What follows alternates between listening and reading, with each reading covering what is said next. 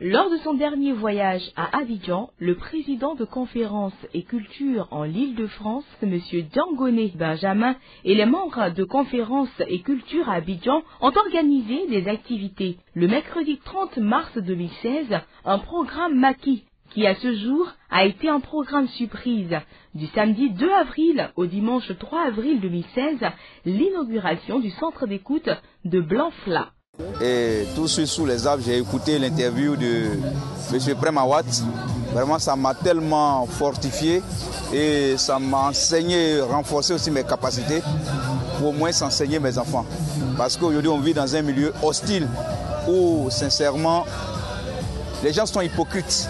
Parce que la vraie paix, l'amour, ça n'existe pas.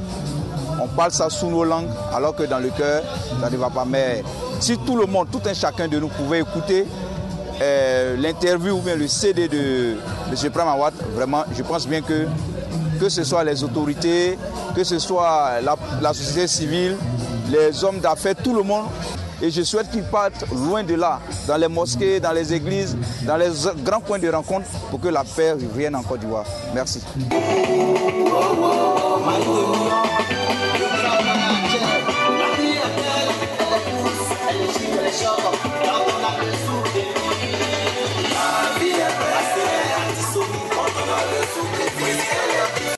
Et en ce moment, je suis avec l'équipe de l'association Conférences et Culture en Île-de-France, présidée par M. Diangoné Benjamin.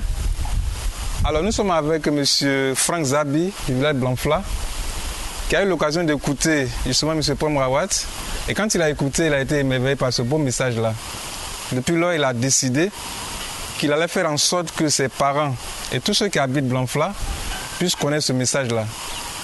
Alors, il a commencé par demander d'abord un soutien financier à l'association Conférences et Culture en Île-de-France, dont le président est là. Donc, les volontaires lui ont apporté des fonds qui lui ont permis de commencer la construction de ce centre d'écoute-là, ce joyau-là qui est derrière nous. Et il a entamé, je crois, ce travail-là depuis 2 ans. Et il a fini. Et puis, il nous a appelés encore pour qu'on vienne faire l'inauguration. Nous sommes arrivés, on a fait 3 jours, mais c'était vraiment fantastique. Tout le village est venu pour écouter M. Premawat. Surtout qu'il a été traduit en gouro. Les gens, vraiment, ils ont écouté pour la première fois des choses qu'ils n'avaient jamais entendues de leur vie. Et donc, on a fait 2 jours de programme, je crois. Donc, le samedi, on a fait un programme public où il y a eu près de 50 personnes, dont le chef du village de Blanfla, qui a donné par la suite ses impressions. Il y a eu le président des jeunes et les différents responsables de communauté. En tout cas, le projet que mon fils vient de nous apporter me plaît beaucoup. Nous n'avons pas la chance, nous autres, de voyager beaucoup. Donc, nous ne percevons pas beaucoup de messages. Alors, ce qu'il nous a apporté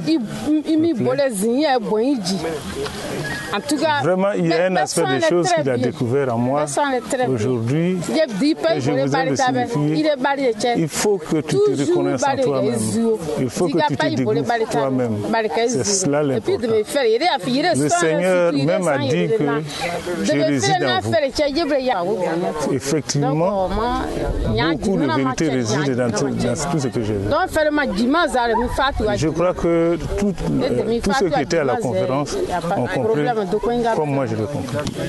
Le film que je viens de voir, vraiment, je suis très content pour ça.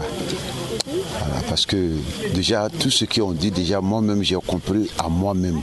Mais tout ce que je veux même, je souhaite même que ça ne doit pas être que je me déplace même pour venir. Je veux aussi vers nous là-bas. Vraiment, j'ai compris que tout ce qu'ils ont vu, tout dépend de nous-mêmes dans notre cœur, c'est tout.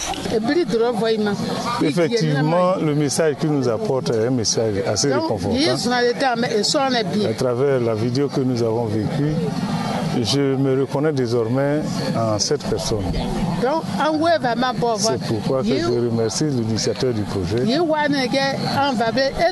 Je souhaite même que Premawat soit un jour avec nous ici à Blanfla. Le lendemain, on a convié ce même public-là dans ce centre d'écoute auquel il devrait s'habituer. Donc dans ce centre-là, ceux qui étaient vraiment intéressés, il y était une quarantaine, ils sont arrivés. Et donc on a écouté encore Prem Rawat.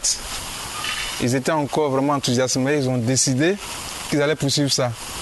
Je crois spontanément, près de 10 personnes ont levé leurs doigts pour aider M. Frank Zabi à faire des programmes de Prem Rawat de façon régulière ici à Blanfla.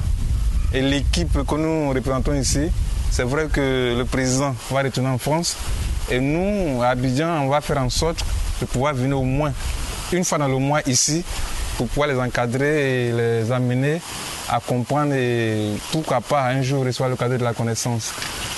Alors quand on a compris ce que ce joyau a coûté, par les membres volontaires, bien sûr les bénévoles de l'association Conférence et Culture en Île-de-France, cela a été déjà fait, mais il faut reconnaître que Blanfla est à près de 350 km d'Abidjan. Et donc l'équipe locale là, qui va se charger de vraiment veiller sur le suivi, il va falloir qu'on s'organise pour venir ici à tout moment. Justement, on nous a laissé ce véhicule-là qui va nous permettre de faire ce trajet-là. C'est vrai qu'on est 4 ou 5 volontaires, des bénévoles. On aura quand même besoin de soutien parce qu'il y a beaucoup de défis à relever. Et donc nous sommes partants et donc on va lancer encore cet appel-là pour que si des volontaires, des personnes qui veulent vraiment aider à la diffusion de ce beau message-là de M. Prem Rawat, alors ils peuvent vraiment passer par l'association Conférence et Culture et puis bon. Comment dire, le centre d'écoute qui est là, qui contient à peu près 100 personnes, il faut continuer. Il y a beaucoup à faire. Le message, les gens ont vraiment apprécié. Hein. Moi, c'est ce que j'ai vu. Tout le monde était d'accord, pour une fois. Parce que c'est très rare quand les gens se rassemblent qu'il y ait que tout le monde soit d'accord. Mais sur ce message-là, tout le monde est d'accord.